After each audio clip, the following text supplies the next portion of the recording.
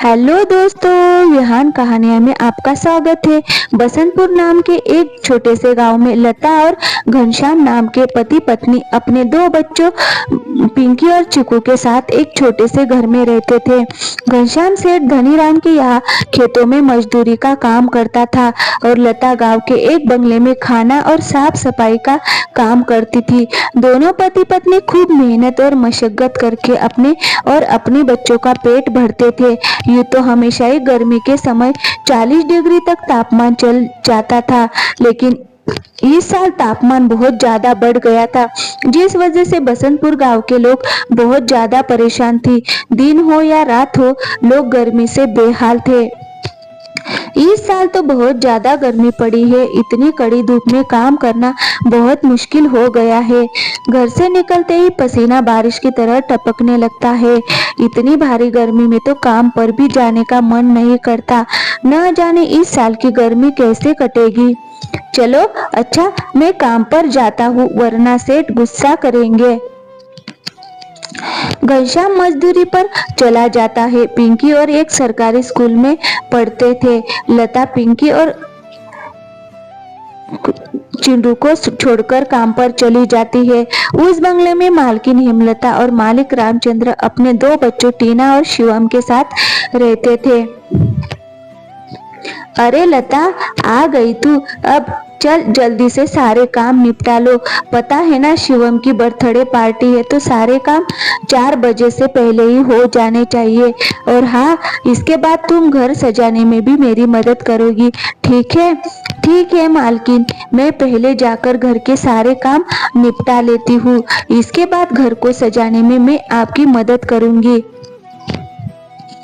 ऐसे लता घर के सारे काम करने के बाद हेमलता की घर को सजाने में मदद करती है। हेमलता और लता मिलकर पूरे घर को अच्छी तरह से सजा देते हैं। अच्छा मालकिन, मैंने घर के सारे काम निपटा दिए हैं और पार्टी की सारी तैयारी भी हो गई है। अब मैं घर जाती हूँ। हाँ ठीक है, लेकिन पता है ना तुम्हें, आज शिवम की बर्थडे पार्टी है, तो तुम शाम को 7 बजे अपने बच्चों के साथ पार्टी में आ जाना। और हाँ, मुझे तुम्हारी थोड़ी मदद की भी जरूरत होगी। ठीक है मालकिन, मैं शाम के समय बच्चों के साथ यहाँ आ जाऊंगी। ऐसा कहकर लता घर चली जाती है और दोनों बच्चों को तैयार करके शाम को 7 बजे पार्टी में ले जाती है। पार्टी बहुत ही शानदार होती है।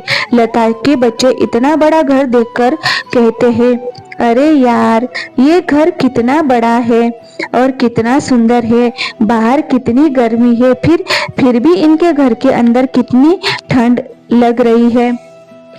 पिंकी और चिंटू की बातें शिवम सुन लेता है और वो उनसे कहता है, अरे ये घर ठंडा इसलिए लग रहा है क्योंकि हमारे घर में हर कमरे में एसी लगा हुआ है। वो मतलब कि एसी लगाने से घर बहुत ठंडा हो जाता है। दीदी, हम भी अपने पिताजी को अपने घर में एसी लगाने के लिए बोलते हैं ना, हमारे घर में भी बहुत ठंड लगेगी। चलो बच्चों, इधर आओ, केक काटने का टाइम हो गया है। जब बच्चे केक काटने लगते हैं तो पिंकी और एसी की ठंडी ठंडी हवा खाते खाते शिवम के कमरे की तरफ चली जाती है और शिवम के कमरे के बाहर खड़े होकर एसी की ठंडी ठंडी हवा का मजा लेने लगती है। एसी की ठंडी ठंडी हवा खाते खाते वो दोनों कमरे के अंदर चली जाती है। दीदी, ये कमरा तो सबसे ठंडा है, इसमें कितनी ठंडक है। और दीदी, ये देखो, ये बिस्तर कितना सुंदर है, बिल्कुल मखमल जैसा। दोनों बेड पर बैठ जाते हैं और ठंडी ठंडी हवा का आनंद लेने लगते हैं। देखते ही देखते 15 मिनट बीत जाते हैं और आराम करते करते कब दोनों की आंख लग जाती है, उन्हें पता ही नहीं चलता।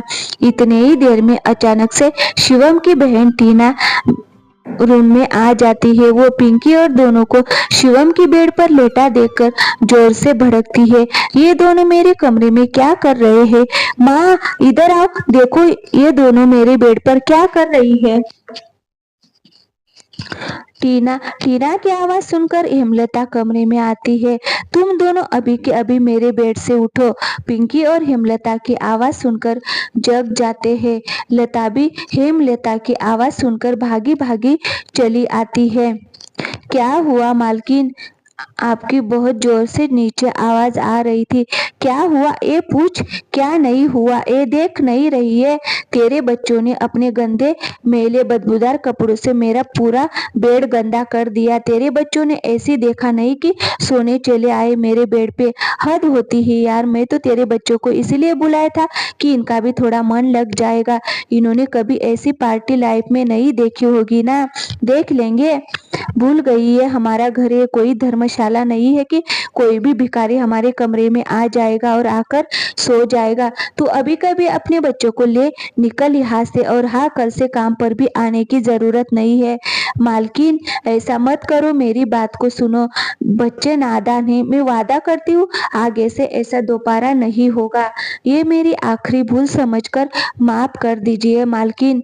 मुझे काम से मत निकालिए मालकिन। इस काम के सहारे तो मेरा घर चल रहा है। ये तेरी सर दर्द है। अब तू यहाँ पर काम नहीं कर सकती। अब तू अपने बच्चों को ले और यहाँ से निकल। हेमलता लता और उसके बच्चों को घर से बाहर निकाल देती है और आगे से काम पर आने को भी मना कर देती है। अब लता के पास कोई काम नहीं था। सारा भार अब घनश्याम के कंधों पर आ गया था। हे भगवान, आज तो खाना बनाने के लिए आटा भी नहीं है। अब मैं आटा कहाँ से लाऊं? मेरे पास तो अब और भी पैसे नहीं है, और जो तनख्वाह घनश्याम जी को मिली थी वह सब घर खर्चे में खत्म हो गए। मेरा क्या है, मैं तो पानी पीकर भी सो जाऊंगी, पर बच्चों को क्या भूखे पेट इन्हें नींद कैसे आएगी? तभी घनश्याम आ गए। आप घर में राशन खत्म हो गया है। आज खाने में कुछ नहीं बना है। कोई बात नहीं, खाना आज मैं अपने साथ लेकर आया हूँ। सेठ जी के यहाँ पर आज दावत थी तो उन्होंने कुछ खाना बच्चों के लिए भी भिजवा दिया है। ऐसे उस रात तो वह सभी खाना खाकर सो जाते हैं। अगली सुबह लता फिर से अपनी मालकिन हेमलता के घर जाती है और उससे थोड़े पैसे उधार मांगती है। मालकिन, मेरे घर में खाने के लिए एक अनाज का दाना भी नहीं है। कृपया आप मुझे थोड़े से पैसे उधार दे दीजिए। तुझे देने के लिए मेरे पास कोई पैसे नहीं है। वैसे तुझसे पहले ही काम से निकाल दिया था, फिर तेरी यहाँ आने की हिम्मत कैसे हुई? जा निकल यहाँ से और आइंदा यहाँ पर अपनी शक्ल मत दिखाना। हेमलता की कड़वी बातें सुनकर लता घर वापस जाने लगती है। तभी उस रास्ते में एक पोस्टर दिखाई देता है। उस पोस्टर को देख कर लता वहीं रुक जाती है। पकौड़े बनाने वाले की जरूरत है। अधिक जानकारी के लिए इस दिए गए नंबर पर कॉल करें। पकौड़े बनाने तो मुझे आता है, मगर यहाँ मेरी नौकरी लग जाए तो घर का खर्च चलाने के लिए कुछ पैसे आ जाएंगे। ऐसा सोचकर लता उस पते पर पहुँच जाती है और उस होटल वाले से पूछ, भैया मैंने आपका पोस्टर देखा, आपको किसी पकौड़े बनाने वाले की ज़रूरत है? हाँ ज़रूरत तो है। तुम पकौड़ा बना लोगी क्या?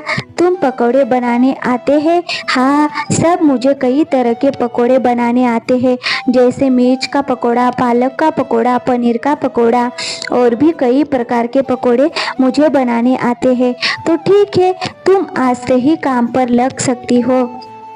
ऐसे ही लता पकोड़े बनाने वाले के साथ काम पर लग जाती है और ग्राहकों को पकोड़े सर्व करने लगती है। ऐसे ही शाम हो जाती है और रमेश के सारे पकोड़े बिक जाते हैं। चलो आज तो सारे पकोड़े बिक गए। आज तो तुमने पकोड़े सिर्फ सर्व किए हैं, लेकिन कल से तुम पकोड़े बनाने भी होंगे। हाँ साहब, मैं बहुत ही स्वादिष्ट पकोड़े बनाना जानती हूँ। तो ठीक है, ये लो आज के काम के पैसे। और वो पैसे लेकर लता सबसे पहले राशन की दुकान पर जाती है और वहाँ से राशन का सामान खरीदकर घर आ जाती है। घर पहुंचकर लता सबसे पहले बच्चों के लिए खाना बनाती है और उनको परोस देती है। पिंकी आ जाओ, खाना खा लो। इतने में घनश्याम भी वहाँ आ जाता है और लता घनश्याम को अपने नए काम के बारे में बताती है। इस तरह सारे मिलकर खुशी खुशी खाना खाते हैं। अगली सुबह लता बच्चों को स्कूल छोड़कर वापस काम पर चली जाती है। दुकान पर पहुंचकर लता पकोड़े बनाने लगती है।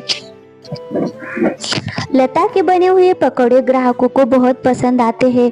लता के बने हुए पकौड़े खाकर ग्राहक पकौड़े की बहुत तारीफ करते हैं। उनको आज के बनाए हुए पकौड़े कल से भी ज़्यादा अच्छे लगे। रमेश भाई, तुम्हारे आज के पकौड़े का तो कोई जवाब ही नहीं है। इससे स्वादिष्ट पकौड़े मैंने आज से पहले इस होटल में कभी नहीं खाए। आखिर आज ऐसा क्या मिलाया है इन पकौड़े में जो इतने स्वादिष्ट बने हैं? आज तो मैं एक और प्लेट खाऊंगा। मेरे लिए एक एक्स्ट्रा प्लेट पकौड़े लगा दो। ऐसे रमेश अपने ग्राहकों के मुंह से तारीफ सुनकर कहता है। लता, तुम्हारे हाथ में तो जादू है।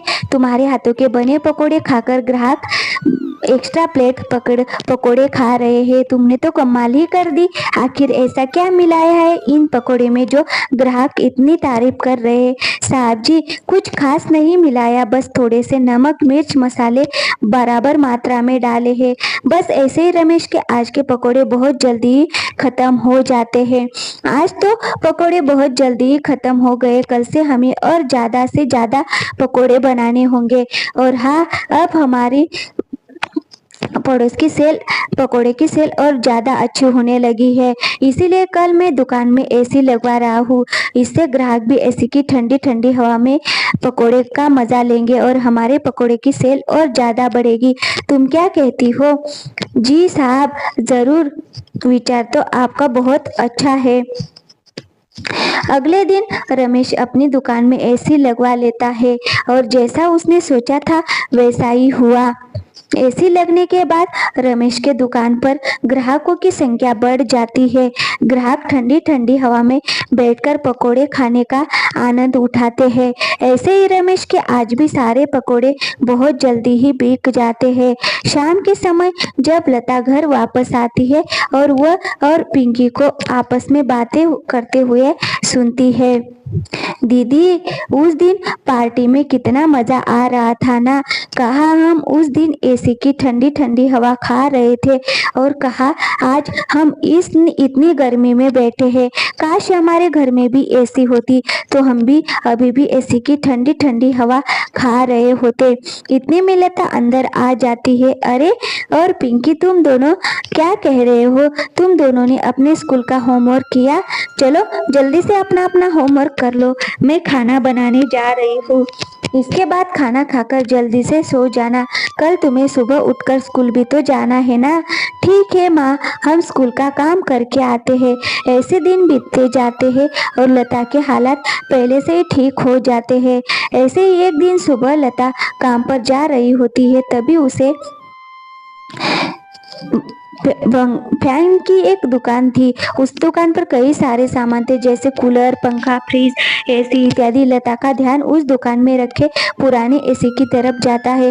वो उसे बहुत पसंद आता है। वो उस दुकानदार से बोलती है, भैया ये एसी का क्या दाम है? मात्र इतने रुपए है। 10,000। ये तो बहुत ज़्यादा है। ज़्यादा नहीं, ये तो बहुत कम है। ये सेकंड हैंड एसी है। अगर नई एसी खरीदने जाओगी तो 20-25 हजार लग जाएंगे। अच्छा ठीक है, पर ये सही तो चलती है ना? हाँ बिल्कुल सही से चलती है। अगर 6 महीने से पहले ये एसी बंद हो जाती है तो इसकी सारे रिपेयरिंग की सर्विस बिल्कुल फ्री होगी। ठीक है, लेकिन इसका सही सही दाम लगाओ। मैं इससे 8,000 दूंगी। अगर तुम्हें देनी है तो मुझे ये एसी 8,000 में दे दो। ठीक है, बताओ कहाँ लगानी है? लता उस आदमी को अपने घर लेकर आती है। वो आदमी लता के घर पहुंचकर एसी को लगा देता है। एसी चालू करती ही ठंडी ठंडी हवा घर में फैलने लगती है। बच्चे भी इस ठंडी ठंडी हवा का मजा उठाते हैं। वह दीदी, क्या मजा आ रहा है एसी की ठंडी ठंडी हवा। ऐसा लग रहा है जैसे बर्फ की चादर ओढ़ ली है हमने। इतनी कड़ी गर्मी में ये ठंडी ठंडी हवा बर्फ की चादर जैसी लग रही है। घर में एसी के लगते ही बच्चे बहुत खुश हो जाते हैं। घनश्याम भी अंदर घर पर आ जाता है। ओ, आखिर तुमने बच्चों की इच्छा पूरी कर ही दी। कैसे ना करती भला। बच्चे तो आखिर मेरी जान है। इनसे बढ़कर मेरे लिए कुछ भी नहीं है। एसी लग जाने की वजह से बच्चे बहुत खुश होते हैं और लता की कमाई भी अच्छी होने लगती है। लता के बने हुए पकौड़े की वजह से रमेश के दुकान पर ग्राहकों की भीड़ लगी रहती है। इससे रमेश खुश होकर लता की तनख्वाह बढ़ा देता है। थोड़े दिन बाद घनश्याम भी सेठ धनीराम के यहाँ मजदूरी छोड़कर लता के साथ पकौड़े बनाने लगता है। दोनों को रमेश काफी अच्छी सैलरी देता था, जिससे उनका घर खर्च काफी आसानी से चल जाता था। बच्चे पूरी गर्मी एसी की ठंडी ठंडी हवा में गुजरते और इस तरह वो लोग अपने जीवन खुशी खुशी जीने लगते हैं। तो दोस्तों, कहानी अच्छी लगी तो वीडियो को लाइक और चैनल को सब्सक्राइब जरूर कीजिएगा। थैंक यू, धन्यवाद दोस्तों।